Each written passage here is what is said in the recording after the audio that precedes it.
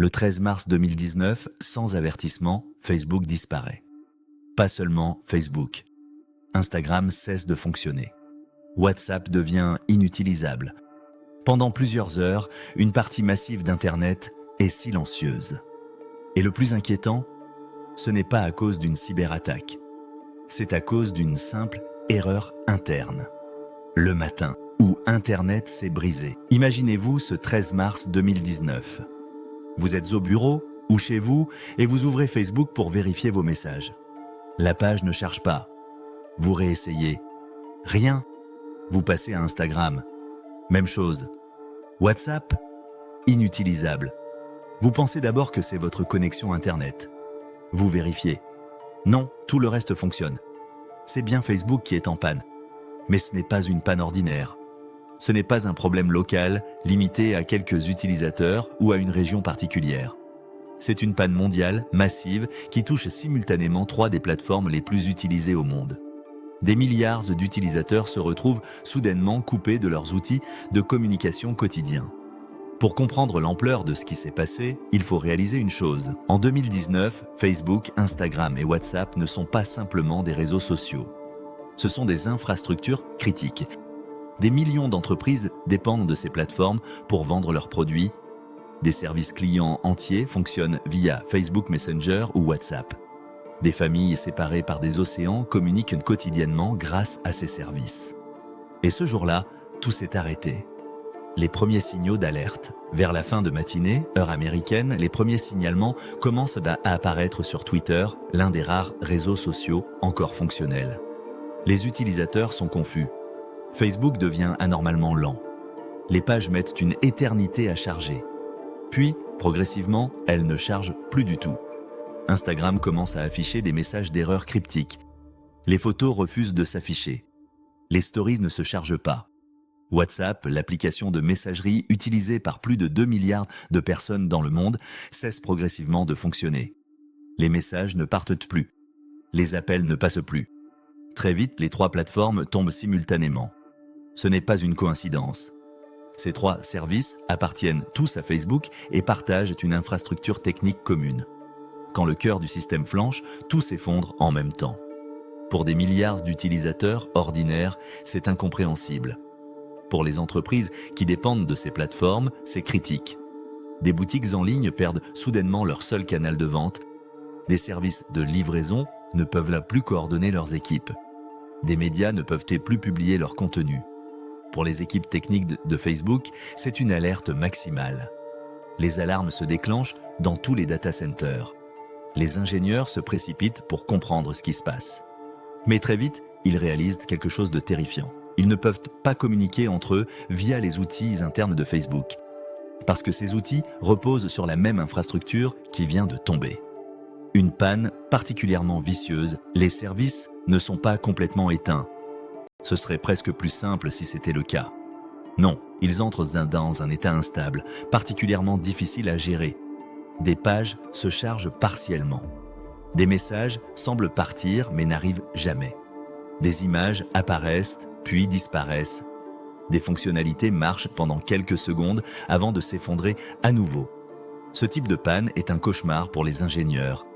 Elle n'est ni franche ni localisée. C'est un état flottant, incohérent, où le système est à moitié vivant et à moitié mort. Diagnostiquer ce qui se passe dans ces conditions est extrêmement complexe. Les premières hypothèses émergent immédiatement. Est-ce une attaque par déni de service massive? Une panne du réseau Internet global? Un incident chez un fournisseur tiers comme Amazon Web Services? Certains spéculent sur une cyberattaque orchestrée par un État hostile. D'autres imaginent un groupe de hackers sophistiqués. Mais très vite, une chose devient claire pour les équipes techniques. Le problème est interne. Facebook s'est auto-sabotagé. L'ennemi n'est pas dehors. Il est à l'intérieur du système. Facebook lui-même n'arrive plus à communiquer correctement sur ses propres plateformes. Les équipes doivent utiliser des canaux externes, des outils de communication concurrents, pour coordonner la réponse à la crise. Ce détail, apparemment anecdotique, est en réalité crucial. Il annonce déjà l'ampleur monumentale du problème. L'origine banale d'une catastrophe mondiale. Contrairement à ce que beaucoup imaginent, l'origine de la panne n'est pas spectaculaire. Il n'y a pas eu d'intrusion de hackers. Pas de vol de données massif. Pas de sabotage externe orchestré par une puissance étrangère. Pas de script malveillant injecté dans le système. La cause officielle, révélée plus tard par Facebook, est presque décevante dans sa banalité. Une modification de configuration serveur lors d'une opération de maintenance de routine. Lisez cette phrase à nouveau. Une modification de configuration. Pendant une maintenance de routine. C'est tout. Un changement interne effectué par des équipes expérimentées, validé par des processus stricts, documentés selon les règles de l'art, testés dans des environnements de pré-production. Tout avait été fait selon les procédures. Tout semblait correct, tout aurait dû fonctionner. Mais dans des systèmes de cette taille, de cette complexité, le danger ne vient pas de l'intention malveillante. Il ne vient même pas de l'incompétence. Il vient des interactions invisibles, des effets de bord imprévisibles, des conséquences en cascade que personne n'a anticipées. La modification en question a affecté le routage interne du trafic réseau. Pour simplifier, imaginez le système informatique de Facebook comme une ville géante avec des millions de routes, d'autoroutes et de chemins. Cette modification a changé certaines règles de circulation. Progressivement, les serveurs ont perdu la capacité de communiquer correctement entre eux. Les routes se sont fermées une à une. Résultat, les services qui dépendent de cette communication interne cessent de répondre. Les mécanismes de secours, censés prendre le relais en cas de problème, sont impactés à leur tour parce qu'ils utilisent les mêmes chemins de communication. Les outils internes que les ingénieurs utilisent normalement pour diagnostiquer et réparer les pannes deviennent partiellement inutilisables. C'est ce qu'on appelle un effet domino systémique. Chaque composant, pris isolément, fonctionne presque normalement. Mais l'ensemble devient incohérent, chaotique, impossible à contrôler. Et plus un système est complexe, plus ce type de panne est difficile à corriger rapidement. Pourquoi c'était si difficile à réparer? La question que tout le monde se pose est évidente. Pourquoi ne pas simplement annuler le changement qui a causé le problème? Revenir à la configuration d'avant? Appuyer sur un bouton magique « Annuler » et tout remettre dans l'ordre? Parce que dans ce cas précis, ce n'était pas si simple. Les systèmes de Facebook sont profondément, intimement interconnectés. Ce n'est pas une collection de services indépendants qu'on pourrait redémarrer un par un. C'est un organisme géant où tout dépend de tout. Les outils de gestion dépendent du réseau interne. Les interfaces de contrôle reposent sur les mêmes infrastructures que les services utilisateurs. Les systèmes de monitoring utilisent les mêmes chemins de communication que les applications. Autrement dit, quand le réseau tombe, les outils pour le réparer tombent aussi. C'est comme si un chirurgien devait opérer dans le noir complet avec des instruments cassés pendant que le bloc opératoire s'effondre autour de lui. Certaines équipes ont dû intervenir physiquement dans des data centers, ces immenses bâtiments remplis de serveurs. Des ingénieurs ont dû se déplacer sur site, connecter des câbles, accéder manuellement à des machines. D'autres ont dû reconstruire des chemins d'accès internes à la main, ligne de commande par ligne de commande, en contournant les systèmes automatisés habituels. Ce genre de situation révèle une vérité profondément inconfortable. Plus un système est automatisé, plus il est optimisé, plus il devient paradoxalement fragile en cas d'anomalie globale. L'automatisation accélère tout, y compris les erreurs, et surtout, elle suppose que certains scénarios extrêmes ne se produiront jamais. Elle élimine les redondances jugées inutiles. Elle optimise jusqu'au point de rupture, jusqu'au jour où le scénario impossible se produit. L'impact mondial, la panne dure plusieurs heures. Pour Facebook, le coût est astronomique. Chaque minute d'indisponibilité représente des millions de dollars de revenus publicitaires perdus. Mais au-delà de l'aspect financier, c'est la crédibilité technique de l'entreprise qui est atteinte. Facebook se présente comme l'un des géants technologiques les plus avancés au monde. Et voilà que ces services s'effondrent à cause d'une erreur de configuration basique. Mais l'impact va bien au-delà de Facebook lui-même. Des commerces qui dépendent exclusivement de Facebook ou Instagram pour vendre leurs produits perdent leur unique canal de vente. Imaginez une petite entreprise artisanale qui vend ses créations uniquement via une page Facebook. Pendant ces heures de panne, elle est complètement paralysée. Pas de commandes, pas de contact avec les clients, pas de revenus. Des services clients entiers deviennent injoignables. De nombreuses entreprises ont abandonné les emails et les numéros de téléphone traditionnels au profit de Facebook Messenger ou WhatsApp. Quand ces plateformes tombent, ces entreprises deviennent littéralement inaccessibles. Des communications personnelles et professionnelles cruciales sont interrompues. Des familles qui utilisent WhatsApp pour rester en contact à travers les continents se retrouvent coupées. Des équipes de travail qui coordonnent leurs activités via des groupes WhatsApp perdent leurs moyens de communication principal. Ce jour-là, beaucoup de gens réalisent une chose simple mais terrifiante. Internet n'est pas aussi décentralisé qu'on le croit. Nous vivons dans l'illusion d'un réseau ouvert et distribué, alors qu'en réalité, des pans entiers de notre vie numérique dépendent d'une poignée d'entreprises géantes. Les leçons ignorées. La panne de Facebook en mars 2019 n'est pas exceptionnelle par sa cause technique. Des erreurs de configuration se produisent tous les jours dans des milliers d'entreprises.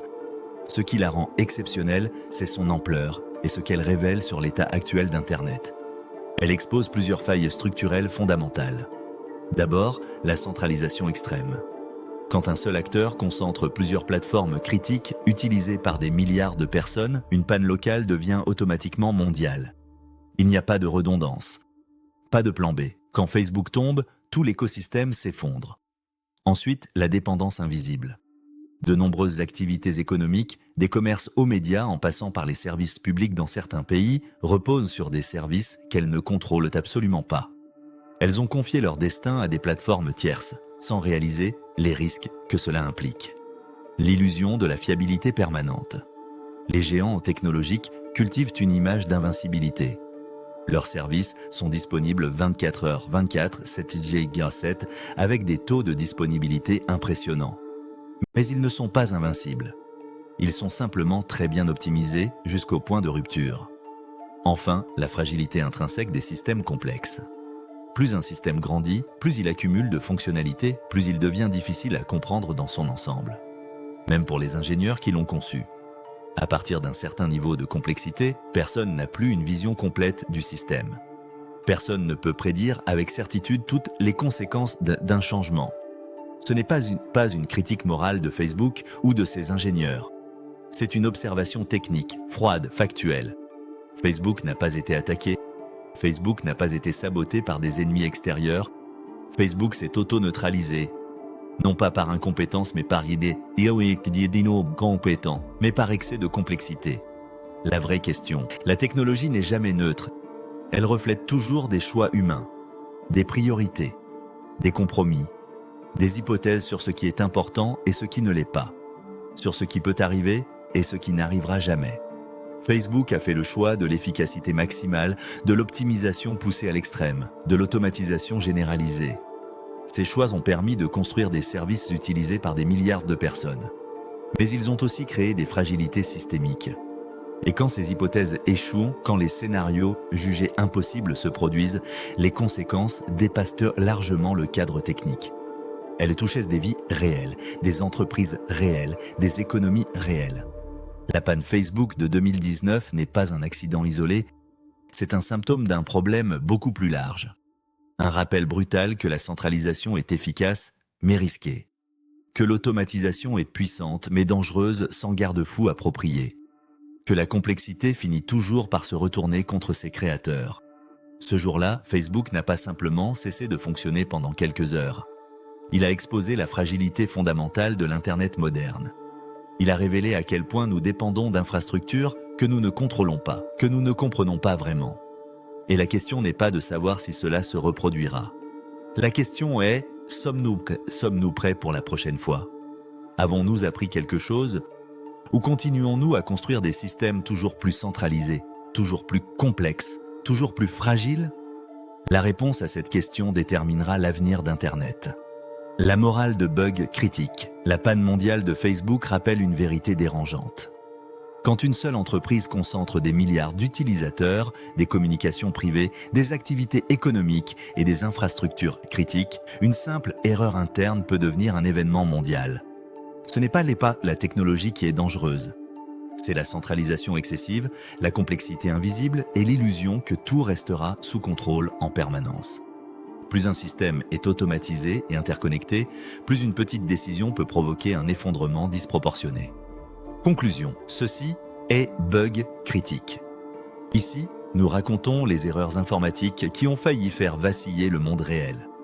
Des bugs invisibles, mais capables de faire disparaître des services utilisés par des milliards de personnes en quelques heures. Si une simple modification interne peut faire disparaître Facebook, Instagram et WhatsApp en même temps, imagine ce que d'autres systèmes critiques pourraient provoquer demain. Abonne-toi. La prochaine erreur critique est peut-être déjà en cours d'exécution.